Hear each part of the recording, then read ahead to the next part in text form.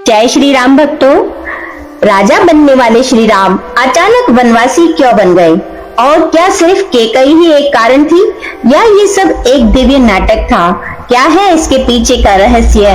आज हम जानेंगे उसी रहस्य को जिसके बारे में अभी तक आपको किसी ने नहीं बताया। शुरुआत करने से पहले यदि आप हमारे चैनल पर पहली बार आए हैं तो चैनल को सब्सक्राइब करके बेल आइकन का बटन जरूर दबाएं। इसी प्रकार की रहस्यमय कथाएं हम प्रतिदिन आपके लिए लाते रहते हैं तो आप उनका आनंद ले सके। तो चलिए शुरू करते हैं। अयोध्या नगरी दीपों से सजी, रंगों से सजी और जय श्री राम के जयकारों से गूंजती हुई उस दिन साक्षात स्वर्ग सा प्रतीत हो रहा था। राजा दशरथ के राजमहल में तैयारियां हो रही थी क्योंकि अगले दिन होने वाला था उस पुत्र का राज्याभिषेक जिसने बचपन से ही सबके हृदय पर राज कर लिया था। जी हाँ, श्री रामचंद्र जी, जो कि सबसे प्रिय पुत्रों में आते थे और सबसे प्रिय भ्राता में भी। एक राजा जो जन्म से ही राजा नहीं था, परंतु उसका वचन, उसका त्याग, उसकी दृष्टि उसे राज सिंहासन पर स्वयं विधि बैठाना चाहती थी। लेकिन उसी रात एक पल में सब कुछ बदल गया। वह राजा जो कल राज तिलक को तैयार था और आज उसी सिंहासन से दूर वन की ओर चल पड़ा। क्यों? क्या बस मंथरा का षड्यंत्र या कैकेयी की हट? जो राम को केवल माँ के कहने पर वन गया पुत्र समझता है, वो शायद राम को समझता ही नहीं, क्योंकि ये कथा जितनी बाहर से दर्दनाक है उससे कहीं ज्यादा अंदर से दिव्य है।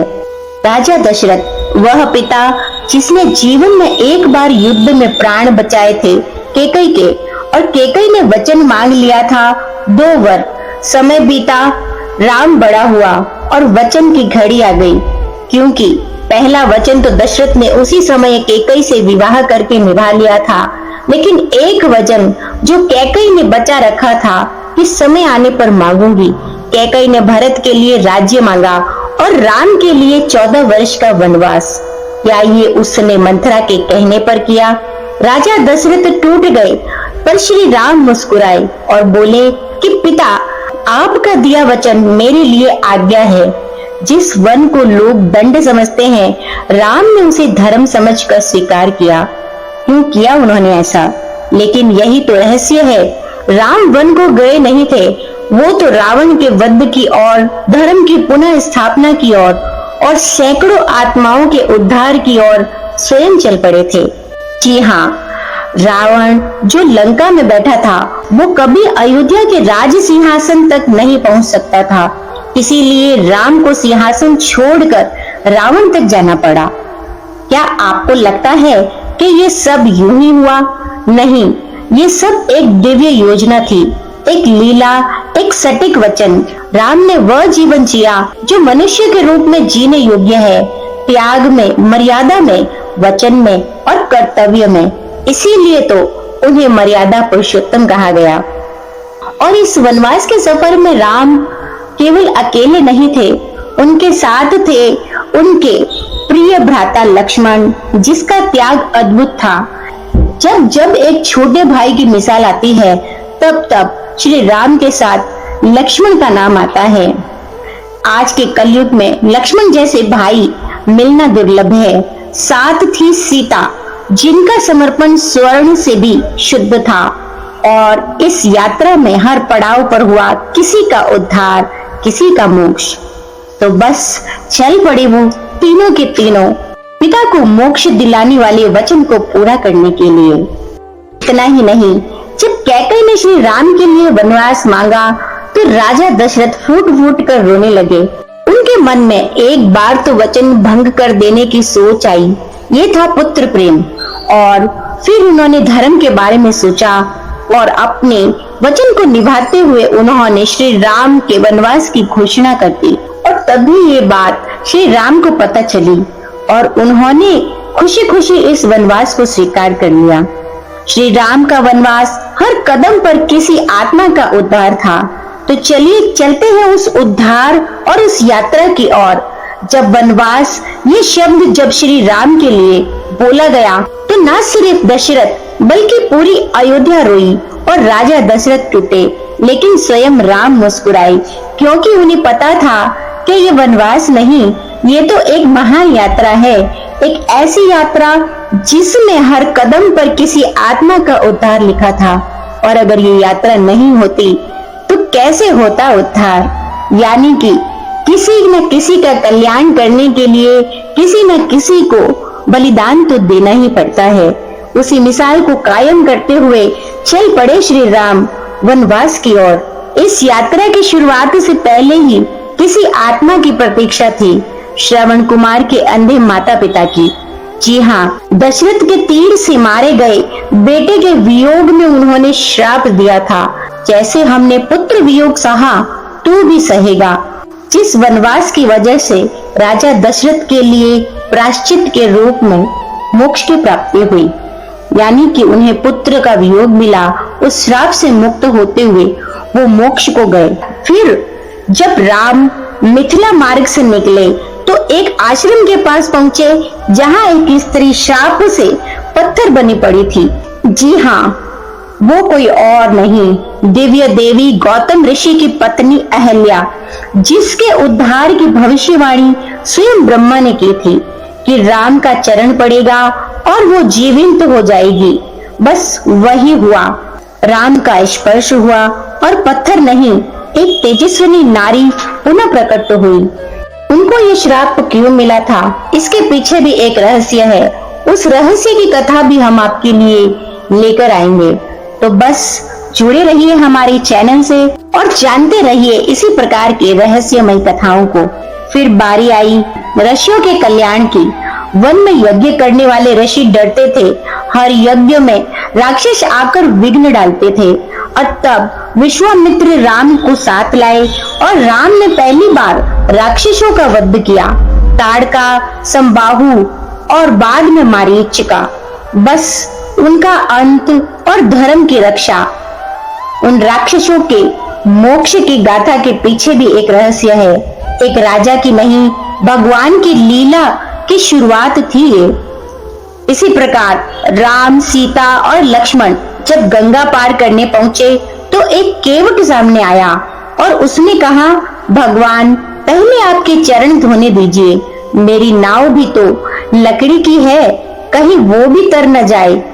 उसका प्रेम, उसकी सरलता राम को स्पर्श कर गई। बस यही तो असली भक्ति होती है। और उस क्षण केवट को भी वही मिला जो अहल्या को मिला था, मोक्ष साक्षात सानिध्य से।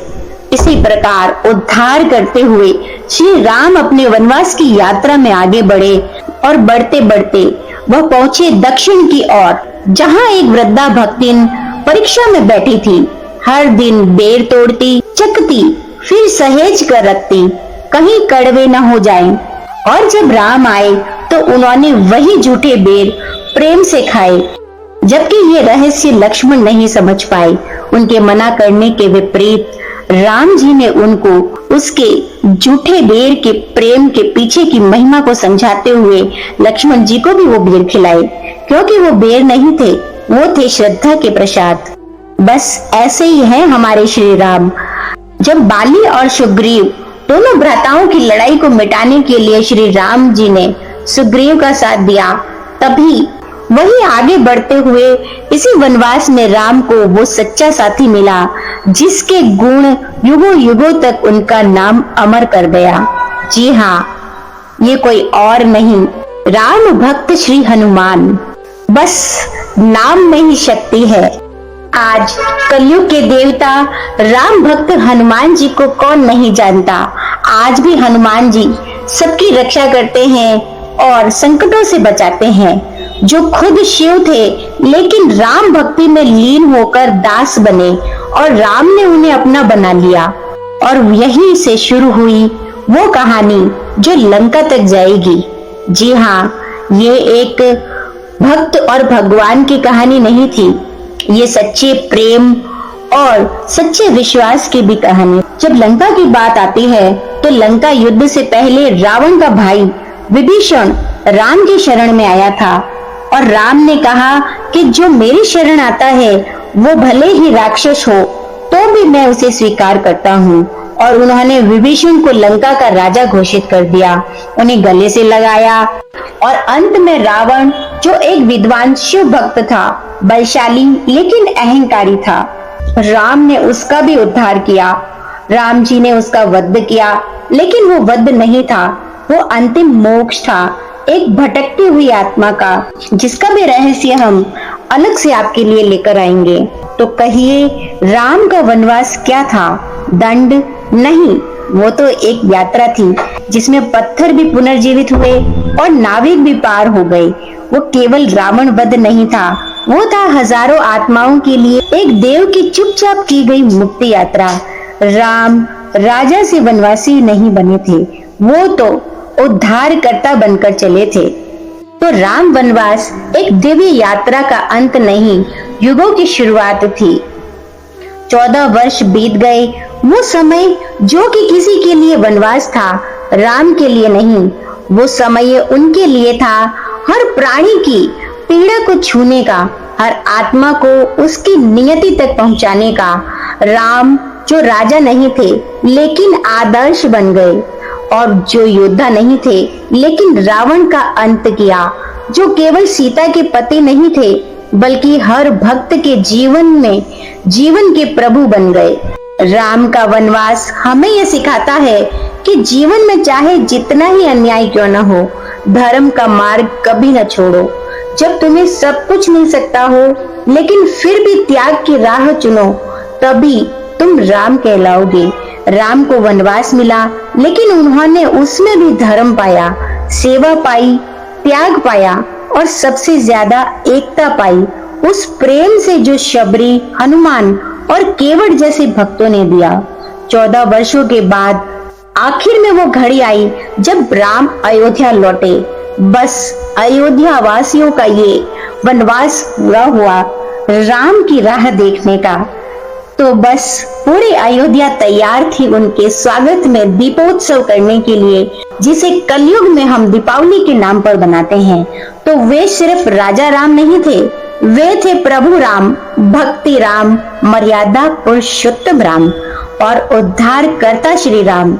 उनका वनवास, उनके दुख, उनकी लीला, सब कुछ एक संदेश है कि ईश्वर जब आता है तो अपने साथ सिर्फ चमत्कार नहीं लाता, वो लाता है प्रेम, सहनशीलता और उद्धार की अमर कथा। इसीलिए जीवन में आई कठिनाइयों से कभी नहीं डरना चाहिए।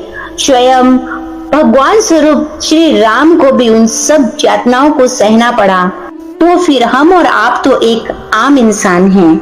इसीलिए जब अगली बार आप रामायण सुने तो याद रखना, राम सिर्फ युद्ध करने नहीं आए थे, वे तो उद्धार करने आए थे। जय श्री राम। यदि आपको ये यात्रा अच्छी लगी हो, आपको ये कथा अच्छी लगी हो, तो आगे बढ़ाएं इस कथा को, आगे बढ़ाएं सनातन धर्म को और जन जन तक पहुंचाएं श्री राम का, और जन जन तक पहुंचाएं श्री राम का संदेश, हनुमान की भक्ति और विभीषण का प्रेम। तो यहाँ पर ये यात्रा पूरी होती है। इसी प्रकार की भक्तिमय कथाओं को निरंतर सुनने के लिए चैनल का सपोर्ट करें। आपका एक लाइक हमारा प्रोत्साहन है, तो बस प्रोत्साहन देते रहें, इस यात्रा को आगे बढ़ाते रहें और आप हमेशा मुस्कुराते रहें। जय श्री राम, जय श्री राम, जय श्री राम।